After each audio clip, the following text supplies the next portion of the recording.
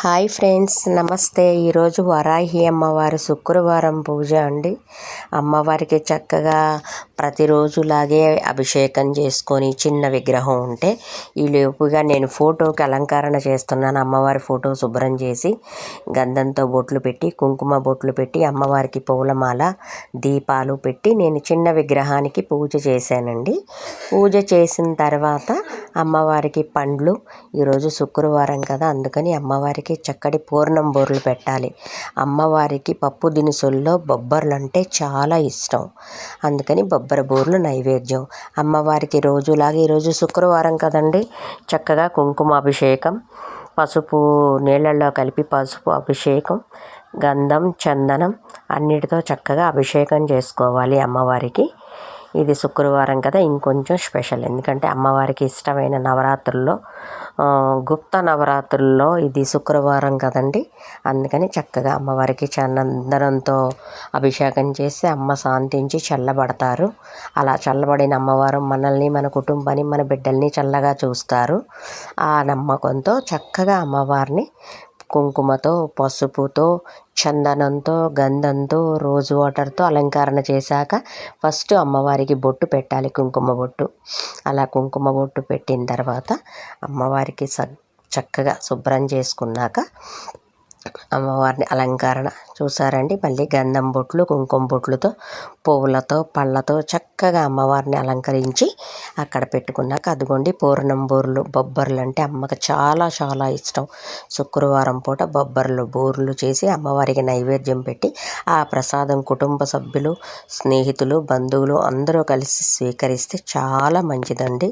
ఆ దినుసులన్నిటిలోని బొబ్బర్లు అంటే అమ్మవారికి చాలా ప్రీతి కాబట్టి బెల్లము, కొబ్బరి, బొబ్బర్లతో చక్కటి 3 పదార్థాలతో బూరెలు చేసి అమ్మవారికి నైవేద్యం, అమ్మవారిని స్వీకరించమని నైవేద్యం. చక్కటి పాలు, అమ్మవారికి పాలంటే ఇష్టం కదండి, పాల కడలిలో పుట్టిన ఆవిడ కదా, అందుకని అమ్మవారికి పాలు, చక్కగా పాలు, బూరెలు, పువ్వులు, పసుపు, కుంకుమ, దీపము, ధూపముతో ఇంకేముందండి మనకి వచ్చినంత భాషలో అష్టోత్తరాలు, ఇంకేం కావాలంటే అది.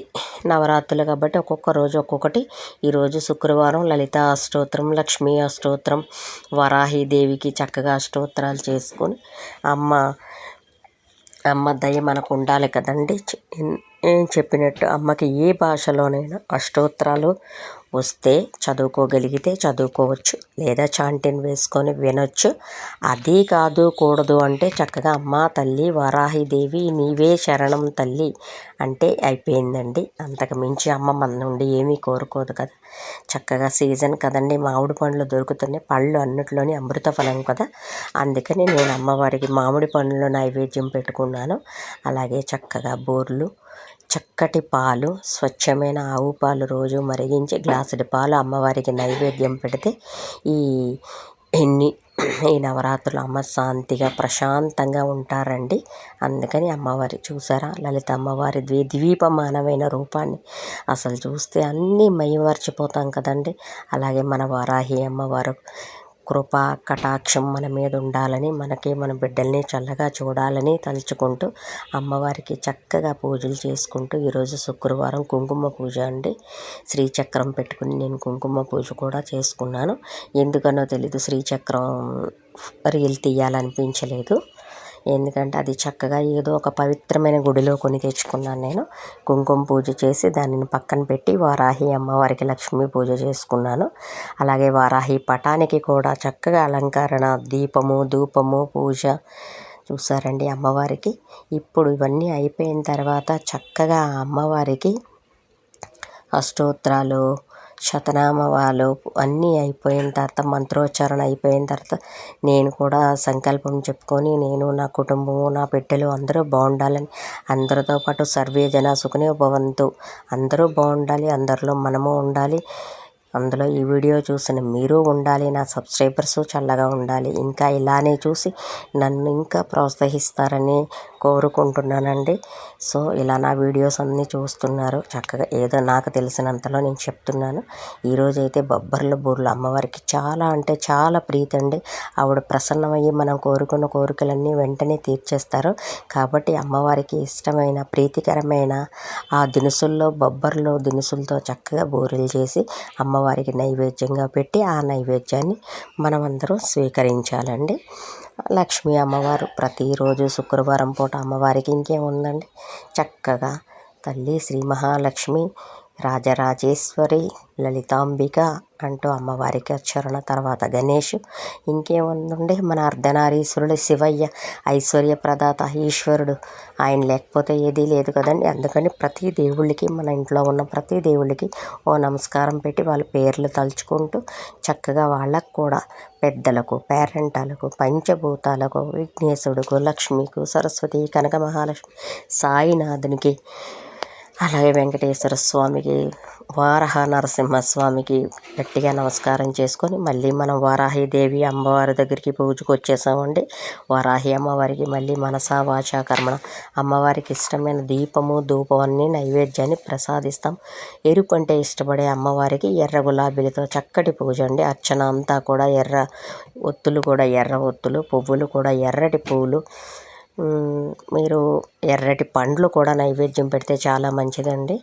నేను అందుకే దగ్గర ఆ కలర్ వచ్చేటట్టుగా బొబ్బర్లు రెడ్ కలర్ కదండి, బొబ్బర్లు మాత్రమే తీసుకుని బొబ్బర్లు బూరెలు చేసి నైవేద్యం పెట్టాను. అమ్మవారికి చక్కటి ఆవు పాలు అమ్మవారిని స్వీకరించమని చక్కగా పెట్టామండి. అన్నిటికీ మించి చెప్పాను కదండి, అమ్మవారికి ధూపం చక్కగా పూజ అంతా అయిపోయిన తర్వాత అష్టోత్తరం అయిన తర్వాత అమ్మవారిని స్వీకరించమని పాలు పెడుతున్నానండి. చూడు తల్లి, తాగమ్మ, కొంచెం స్వీకరించే తల్లి మా నైవేద్యాన్ని. ఓం ప్రాణాయ స్వాహ, వ్యానాయ స్వాహ, ఉదానాయ స్వాహ, సమానాయ స్వాహ. శ్రీ వారాహి తల్లి దేవత ఆవు పాలను స్వీకరించు తల్లి, నేను పెట్టిన నైవేద్యాలను స్వీకరించు, పండ్లు స్వీకరించు, ఫలాలను స్వీకరించు. అలానే అయ్యో అమ్మవారు చూడండి మళ్ళీ చక్కటి గంగాజలాన్ని కూడా తల్లి ఈ గంగాజలాన్ని స్వీకరించు అని మనం ఏదైతే ఉందో అది మనసా వాచా కర్మణ అమ్మవారికి సమర్పించడంలోనే ఆ గొప్పతనం ఉందండి. అమ్మవారిని స్వీకరించిన తర్వాత అమ్మవారికి పెట్టే దీపము ధూపము నైవేద్యము చక్కగా ఈ రోజుల్లో అంత సాంబ్రాణి ధూపం వేసుకునే పని లేదండి. చక్కగా ధూప్ స్టిక్స్ వెలిగించుకొని అమ్మవారికి ఆ ధూపాన్ని చూపిస్తే ప్రశాంతంగా ఉంటుందండి. గుప్త నవరాత్రులు వస్తున్నాయి కదండి.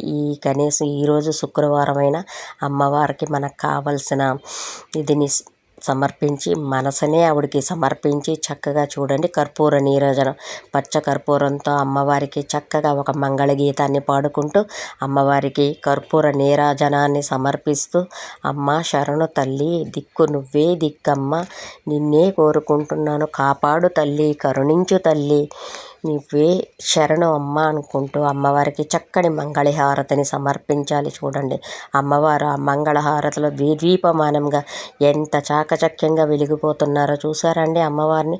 అసలు అమ్మవారు ఆ రూపం చూస్తుంటే ఎలా ఉన్నారండి.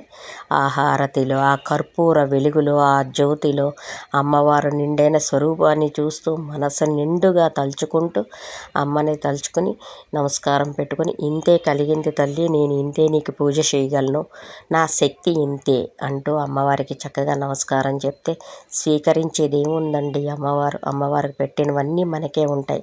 కాకపోతే అందులో మనం మనసా వాచా కర్మణ ఆమెకి భక్తితో సమర్పించాలి, మనస్సుతో సమర్పించాలి. నీవే ఉన్నావు తల్లి, కరుణించు తల్లి, కాపాడు తల్లి, నా ఇంట వెలుగు తల్లి, ఎటువంటి ఆపదలు కష్టాలు అపమృత్యు దోషాలు నా కుటుంబానికి చేరకుండా చూడు తల్లి, నరఘోష లేకుండా చూడు, నరపీడ లేకుండా చూడు, అప్పులు సమస్యలు లేకుండా చూడు.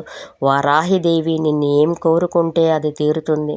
అలానే ఉద్యోగము, వ్యాపారము, వ్యవహారము, స్వగృహము, ఆనందము అన్నిటినీ ఏది కోరుకుంటే అది కల్పించే శ్రీ వారాహి తల్లి, వారాహి తల్లి, శరణు తల్లి అనుకుంటూ మనకి వచ్చిన మాటలతో అమ్మవారికి శరణు చెప్పి అమ్మవారిని మనసా వాచా కర్మణ నమస్కారం చేసి చక్కగా పండ్లు ఫలాలు అన్నీ సమర్పించి అలానే సాయం సంధ్య వేళకు శరణు తల్లి అన్నీ అయిన తర్వాత చేతులు జాచి తల్లి శరణు తల్లి ఈ పూజ చేశాను, నాకు ఈ పుణ్యఫలాన్ని కలిగించు, నా ఈ కోరికను తీర్చు, నా ఈ కష్టాన్ని గట్టెక్కించు, నా ఈ ఆపదలను తొలగించు, నిన్నే నమ్ముకున్నాను, నిన్నే తలుచుకుంటున్నాను, నిత్యము నిన్నే తలుచుకుంటున్నాను, నిఖిలము నిన్నే తలుస్తున్నాను, నిరంతరం నిర్మలమైన దృష్టితో నిన్నే కొలుచుకుంటున్నాను.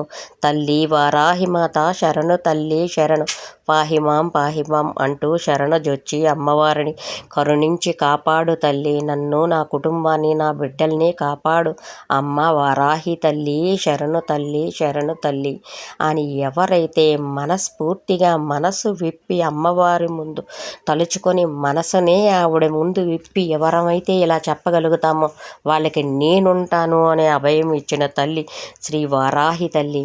వారాహి తల్లి పూజ ఇంత చక్కగా అందరూ చేసుకొని ఎవరికి ఎంతలో ఉందో అంతలో చేసుకొని సంతోషంగా, మెయిన్ థింగ్ పూజల్లో ఆర్భాటాలకు పోవక్కర్లేదు, మనసును అర్పించి ఒక పండు ఒక కాయ ఒక పుష్పాన్ని సమర్పించి అమ్మ నాకు ఇంతే ఉంది అని నమస్కారం చేసుకుంటే చాలండి. దానికోసం వాళ్ళేదో చేశారు వీళ్ళేదో చేశారు అంటూ వేరు పెద్ద పెద్ద గొప్పలకి పోనవసరం లేదు.